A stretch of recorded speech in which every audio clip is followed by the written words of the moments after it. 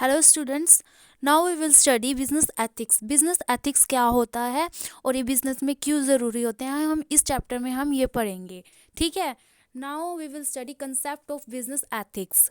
सबसे पहले हम पढ़ेंगे कि कंसेप्ट क्या होता है बिजनेस एथिक्स का। The word ethics is derive from the Greek word ethos that means custom. ये एक ग्रीक वर्ड से डिराइव हुआ है, एथोस से, जिसका मीनिंग होता है custom. Business ethics are also known as the corporate ethics. Ethics differentiate between good or bad, moral and immoral, right and wrong. It is a set of broader principles which is acceptable by law but also expected by all the society. Actually, ethics involve a discipline that examine good or bad practices within the organization context of a moral duty. It involves practices and behavior which also are good or bad. In broader perspective, it means conducted all aspects of business and dealing with all stakeholders in an ethical manner. Now we will study meaning of business ethics. Business ethics क्या होता है, इसको समझने के लिए हम सबसे पहले ये समझेंगे कि एथिक्स क्या होता है। एथिक्स ये होता है कि किसी भी चीज़ से रिलेटेड कि हम क्या कर रहे हैं वो मोरल है या इमोरल है, राइट है या रोंग है, एंड गुड और bad. Ethics differentiate between good और bad, moral immoral, and right and wrong. और business ethics is the application of ethics in business. It means it is the application of good, moral and right standard to managerial decision making. It guides the behavior of business personals. Business में जो लोग काम कर रहे हैं, जो लोग employees हैं, जो मैनेजर्स हैं, जो टॉप मैनेजर्स हैं, उनके जो बिहेवियर को गाइड करता है वो बिजनेस एथिक्स होता है। वाई बिजनेस एथिक्स, कि बिजनेस एथिक्स हमारे बिजनेस में क्यों ज़रूरी होता है। कुछ एक एक्सपर्ट्स कहते हैं कि बिजनेस एथिक्स इसलिए ज़रूरी होता है कि ऑर्गेनाइजेशन में गुड प्रॉफिट कमाया जाए। कुछ एक मैनेजर्स बोलते हैं कि अगर वो अपना प्रॉफिट ईमानदारी से ऑनेस्टली कमा रहे हैं तो उन्हें एथिक्स की कोई ज़रूरत नहीं है बिजनेस में। बट कुछ एक इसके बीच में कुछ आर्ग्यूमेंट्स चलती हैं एक्सपर्ट्स की। The argument given by them are confusing and misleading as they have differentiate different questions in mind, like what is the motivation for being good, will they get something from it, ask the for reward is perfectly all right. सबसे जो इसका conclusion है, सबसे बड़ा जो main point है, there should be an confusion, there should not be any confusion that one does well by doing good. An ethical business is more likely to build good reputation, which in turns will bring financial rewards in long term. Business ethics जो है हमारे business में financial rewards, financially help करता है long term के लिए, इसलिए business environment में ज़रूरी है। बिजनेस एनवायरनमेंट में एथिक्स ज़रूरी है। Code of ethics. Code of ethics क्या होता है? एथिक ये एक सेट ऑफ रूल्स होता है। Code of ethics is specific rules of operations. A code of ethics is not an environment or an understanding or written values of corporate culture. Rather, it is a formal written document. A code of ethics is like a legislation within the company. The best example of code of ethics is the oath taken by the doctors and military men at the time of passing out. A code of ethics is a like legislation within the organization. It specifies sanctions for violation of code. Even some organization may also ask employees to sign a statement to the effect that they have read and understand it. कुछ organisation अपने employees से एक statement पे sign करवाती है कि वो इन code और एथिक्स को मानेंगे और उनको अंडरस्टैंड भी करेंगे। बट कुछ एक ऑर्गेनाइजेशन ऐसा नहीं करती। पर इसका ये एग्जांपल दिया गया है कि एथिक्स होता क्या है। The best example of the ethics is oath taken by doctors and military man at the time of passing out.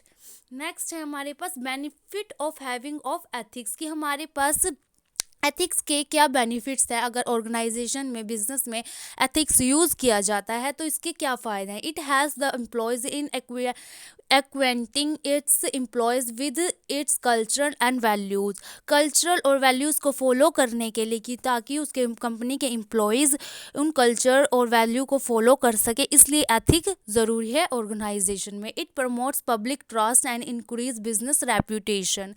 It offers protection in defending against law cases. It enhances the morale of employees. It helps the company to remain in compliance with complex government regulations.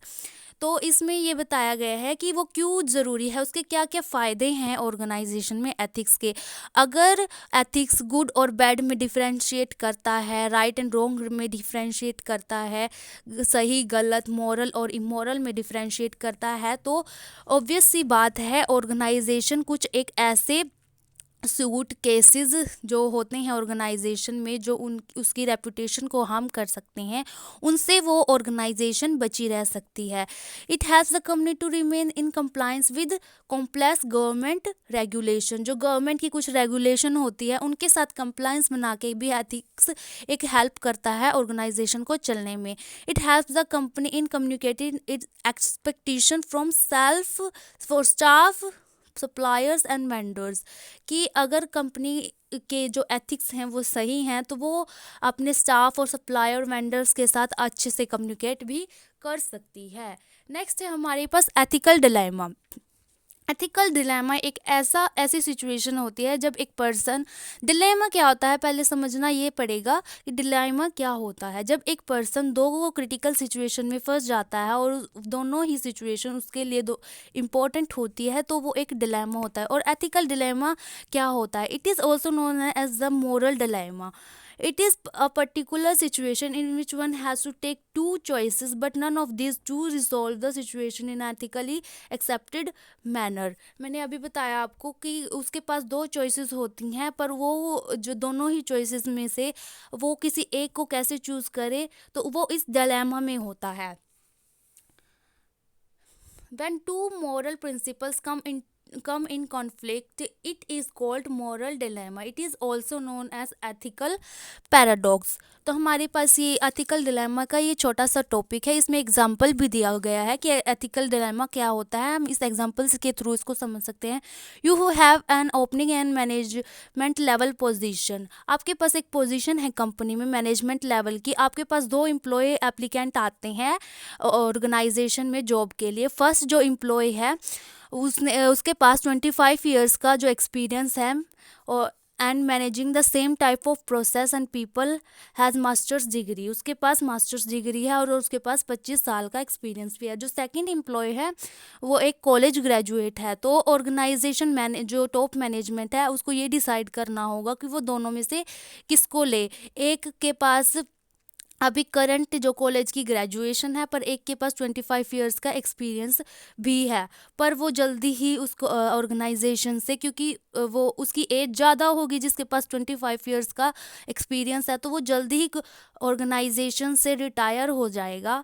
तो उसके बाद दोबारा से vacancy fill करने के लिए applications निकालनी पड़ेंगी ऑर्गेनाइजेशन को। बट जिसके पास अभी करंट कॉलेज ग्रेजुएशन डिग्री है वो अभी उसके पास टाइम होगा 58 ईयर्स का उसकी रिटायरमेंट का, तो ऑर्गेनाइजेशन इस डिलेमा में होगी तो वो उन दोनों में से किसको अपनी ऑर्गेनाइजेशन में एज एप्लीकेंट रखे, तो इसको हम बोलते हैं एथिकल डिलेमा। नेक्स्ट है हमारे पास features of business ethical program. सबसे पहले हमारे पास आता है commitment by top management. Top management manager should set examples for their subordinates so that they may follow the practice in the organisation and become corporate culture. कि सबसे पहले तो एथिक्स को, बिजनेस एथिक्स को टॉप मैनेजमेंट को ही follow करना होगा ताकि वो अपने सबऑर्डिनेट्स को मोटिवेट कर सके। नेक्स्ट है हमारे पास ethical code. A code of ethics issued by a business is a particular kind of policy statement. These code do not ensure ethical practices but only guide the employees. जो ethical code होता है वो employees को guide करने के लिए होता है। नेक्स्ट है हमारे पास communication system is it should be both upward and downward communication system so that messages containing ethical practices and feedback could be communicated. Next है हमारे पास enforcement. All the employees may not adopt the ethical standards, therefore there is a need of enforcement. कुछ employees voluntarily किसी भी ethical standard को accept नहीं करते, adopt नहीं करते, तो इसके लिए business ethics programs को enforce करना भी ज़रूरी होता है। इसके साथ ही हमारा बिजनेस एथिक्स का ये टॉपिक ख़त्म होता है। अगर आपको इस रिलेटेड कोई भी डाउट है तो आप इससे मैसेज करके या फिर अपने जो डाउट्स हैं वो ले सकते हैं। ठीक है, थैंक्स फॉर वॉचिंग।